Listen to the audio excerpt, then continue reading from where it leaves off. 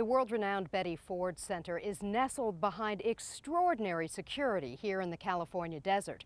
For young adults, the 90-day treatment program costs more than $60,000. And that high price may not be the only challenge. Everybody in the world, when I told them where she was going, was like, oh my God, she could not be going to a better place. If you want your person to get better, that's where they need to go.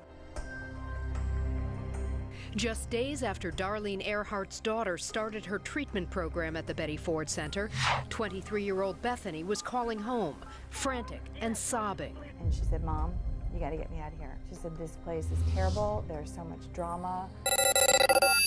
There is total chaos. She's like, there's drugs everywhere. I've got to get out of here. I'm going to relapse if I stay here. And I said, no, come on. You're just trying to manipulate. And she's like, no, I'm not kidding. Days later, another desperate call. And she was like freaking out.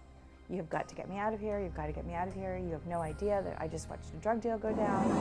This is out of control. If I stay here, I'm going to relapse. And I was like, you just need to suck it up. You thought Bethany was conning you. I did. It's here. It's talked about daily. Already struggling to kick her addiction to pain pills, Bethany says she alerted both her counselor and a patient advocate to the alleged drug use inside the treatment center.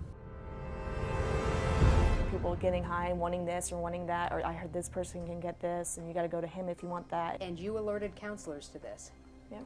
And then her counselor called me back and she said, yes, you know, she did come to us and she told us this. And she's right, there is a lot of chaos, there's a lot of drama going on right now, but we're going to look into it and we'll take care of it. I thought, okay. But according to Darlene and Bethany, the situation only deteriorated. And other clients were going up to staff saying, I've heard about this today, something needs to be done before, like Sunday visitation, anything. Sundays are visiting days at Betty Ford, and according to Bethany, drug delivery days. Deals, she says, were widely discussed. It was like the anticipation building up, like it's coming on Sunday, like we know it's going to go down. On a Sunday in early June, Bethany says she got high on heroin brought in by a visitor. She says she shot up with a used needle. You relapsed at Betty Ford. Her counselor got on the phone and she said, please don't blame her. This is not her fault. We failed. We put her in a situation where she was a sitting duck. Like in the back of my mind earlier that day, I knew that staff already knew about it. I'm gonna get caught. That it can be brought in by flower deliveries. Betty Ford is not the only rehab center now grappling with these issues. So are others nationwide. Nearly 3,000 miles away at a VA facility in New Jersey, 7 people have been accused of distributing heroin, crack cocaine, and other drugs to residents. 5 of them were staff members.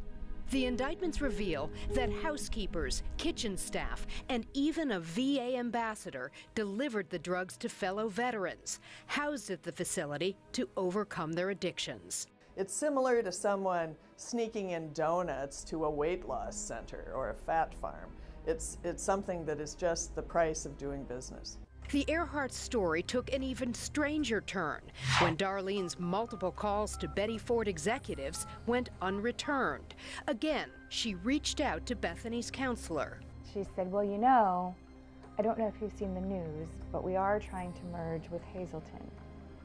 So we are trying to keep this under wraps. And I said, well, that's not really my concern. My concern is my daughter. Eventually, Darlene exchanged emails with Betty Ford's then CEO, in which he wrote, "We take your concerns very seriously. We will conduct an investigation into this situation." Yeah, I was told by a couple different people that I spoke to that there had been at least 3 that were let go, that were directly involved. But the Betty Ford Center never notified her formally of its findings.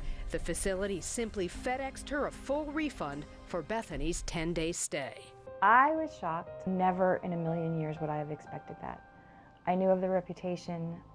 That's why she was there. The Betty Ford Center responded to our inquiries in an email, noting the facility has zero tolerance for drug use on campus, has had a very small number of patients trying to get drugs on campus during its 31-year history, And when drug use has been discovered, despite our precautions, we act immediately, and we do more than stop the specific use discovered. Andrea McCarran, WUSA 9.